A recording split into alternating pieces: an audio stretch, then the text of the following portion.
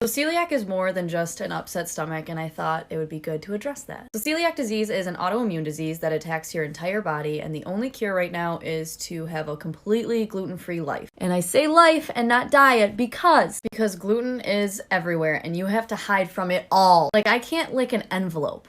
An envelope! So when people wonder why I'm so anal about everything that I put near my symptoms of celiac disease started in 2019, and it wasn't for a few months till my mum actually believed me. I didn't have the normal symptoms of celiac disease, which is constipation, diarrhea, vomiting. Those are the main indicators. Bloating as well. I didn't have them.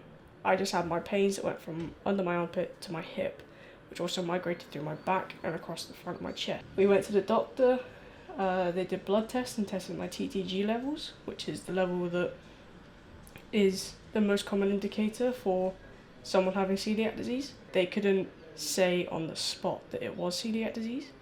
I had to go back and have more testing, and then I was booked in for a biopsy, but they couldn't do it because COVID hit in March. So I had to stay on a gluten-containing diet for 2 years, and I didn't actually have the biopsy until April 2021. I had the biopsy, they came back to me 2 weeks later in May, and they said, yeah, you got celiac disease. On a gluten-free diet for the rest of your long life. The wheat working its way around my body to try and break itself down, because my celiac gland is not like a normal person's would be. Near enough everyone that watches this documentary would not have celiac disease, but there will be that short percentage of people that actually do, and that this knowledge will be useful to them in so many different ways. And it might actually be useful to some of you out there who don't think that you have celiac disease, when in actual fact you do.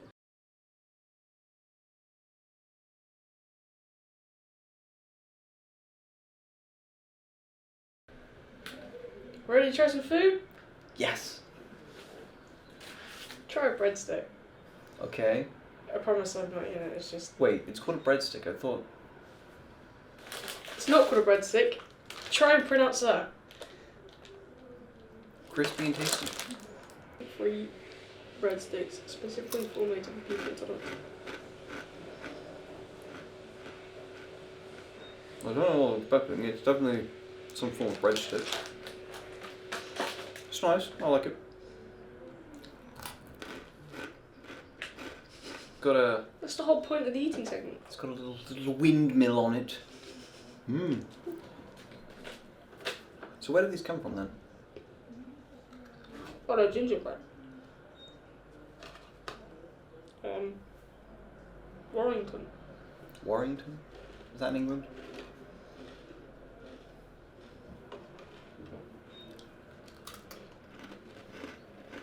You're not allergic to anything, are you?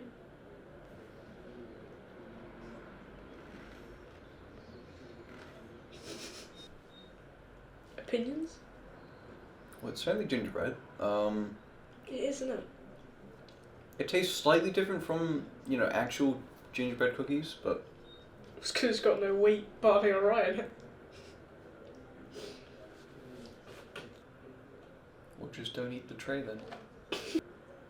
In the cookie, sourdough, Yeah, go on. jam and butter. You may not like this. Give it a go. I didn't. No offense. Well, it feels spongy. It looks what I think to be sponge cake. I can't remember what sponge cake looks like. Haven't seen it in a while. It's sourdough bread. Why would they purposely make it sour?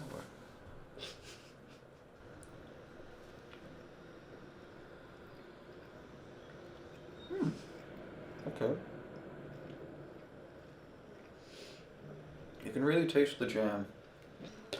I do like the crust more than, crust you get on bread.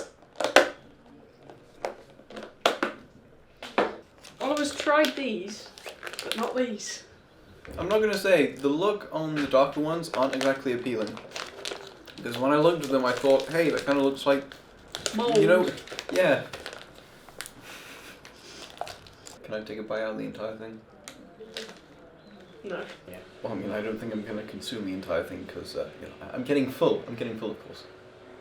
So the smells. Strange. Cause I mean, just think about it. Instead of marketing this as like tortilla, maybe just say, "Hey, edible Play-Doh." People go wild for that. I mean, I know I would. you don't need to take a massive bite. I want to get the whole experience.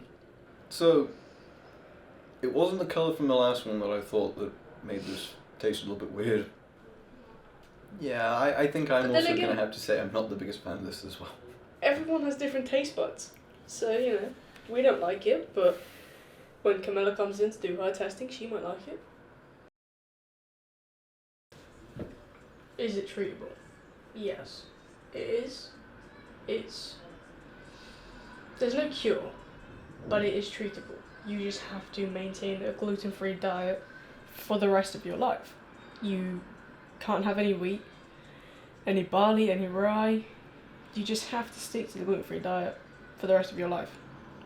If you're, in a way, lucky and it wasn't caught until you're like 30, 40, then no offense, but it's not that much longer that you have to go with it.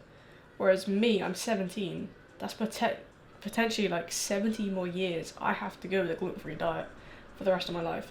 I'm hoping the food is going to improve, because right now it's terrible. No offense to any companies out there, but it is terrible. It tastes so bad because it doesn't have those things putting it together like wheat, barley or rye. And it is a struggle. It really is. How do you get it? It is an inherited disease 99% of the time. I say 99% because no one in my family has it, apart from me. So, yeah. But half of the time it is an inherited disease, meaning 1 or 2 generations before you may have had it and not known. Or your nan has it, your dad has it, your cousin has it.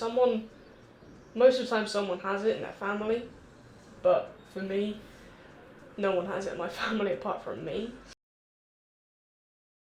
How does it impact someone's life? Celiac disease impacts different people differently. Some people are completely fine with the gluten-free diet. Other people really don't like it. So it depends. If you're a fussy eater or someone like myself suffering with an eating disorder, it can be a struggle trying to find foods that you like, as well as foods that will stay on the shelves in supermarkets. So I used to really like the Tesco's gluten-free chicken goujons. They've stopped doing them. They only stock gluten-free fish products at the moment. And it's so annoying because for the past like 7 weeks, all I've been eating is different fish products or things that my mum would cook. That is when I do eat. But it does impact people differently. My perspective of it is that it sucks. Mainly the mental aspect of it all. But it's also nice because it means that I get to cook my own food as opposed to waiting around for everyone else to figure out what they want to eat. I can just go downstairs, go into the freezer, get out some fish, cook it up. Jobs are good. Yeah, it is something that takes a lot of time to get used to. And I think once you get in the rhythm of the whole gluten-free stuff, I think once I move out of my parents' house as well, it'll be a lot easier because I won't have that temptation of gluten products around. It would just be a whole gluten-free house, and I won't have to be scared of what I'm touching before I eat stuff as well.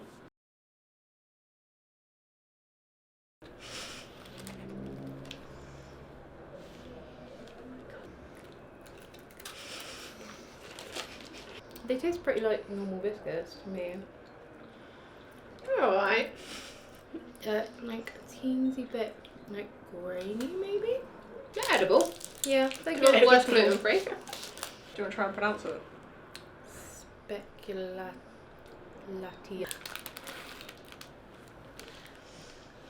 Breadsticks.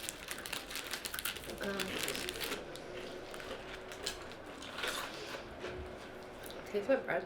Yeah, fine. It tastes pretty the same as normal breadsticks, I reckon. Yeah, not really any difference in them. Pombes. Good source of carbs. I'm gonna tip them because I'm not putting my hand in bags. I have a full of mine. Pombes are really good. I love Pombes. I didn't even know they're gluten free until you told me. Engaged in the process.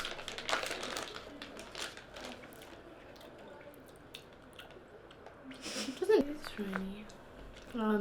It'd be nice with stuff in it. I feel like you put flavoury stuff in it. I don't think it's that bad. Do you want to try the Yep. It's like it's not. It's just. That was... I still give it like a 4. Okay, try the black one then. Go on. I'm not being brave now. Does it taste different? Just take a little bit, Cam. Ooh. It feels like a frisbee. It kind of feels like silicone. Yeah, baby. Yeah. Try a little bit. No, thank you. I can't believe you think it's okay. What? Ooh, that's got a different taste. What is it? Has it got the same consistency? I think so. What makes it blue? Back to the office. On and back, get everyone to do it. and then there's less contamination. Ooh, it kind of feels like a stone. I don't know what it feels like. I've not really eaten sourdough bread that much. You should try Sourdough one of bread is these. normally alright. Amy, No, try one of these. no, thank you.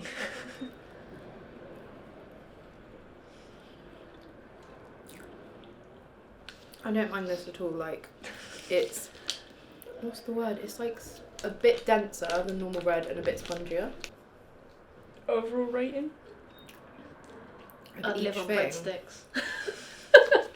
And Pombes. And Pombes.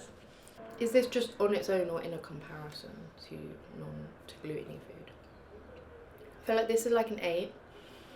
Breadsticks is like Exactly the same as normal, I would say. So There would that wasn't be a really- 10 if it's the same as normal? Yeah. I couldn't tell a difference between a normal breadstick and that breadstick, I don't think. No. It I feel like crunched the same and everything, didn't it? Taste the same. this would be That was like the only thing that wasn't powdery. yeah, because it normally is quite dry anyway. Everything else breaks down weirdly. I feel like I'd give this a 10 because I would eat this. I don't dislike this any more than normal bread, so I give this 10. Breadsticks 10. The biscuit like a 6 or a 7 just because of the graininess. And the wrap's like a 4.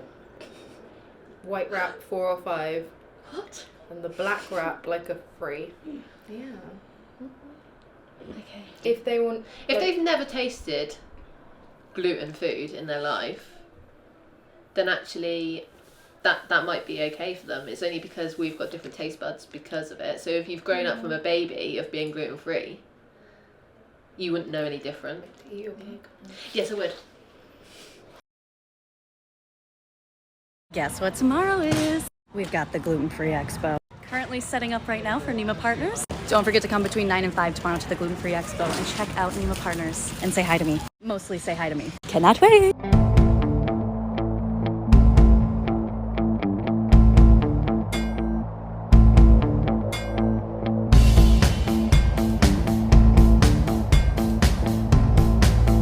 Here's how I live with my gluten roommates as someone with celiac. Everyone already has their own snack cabinet, so this one was pretty easy, but I still label it gluten-free. Since I can't share some of the utensils with my roommates, I have my own drawer with wooden spoons, a spatula, pretty much just everything, and of course I label it all gluten-free.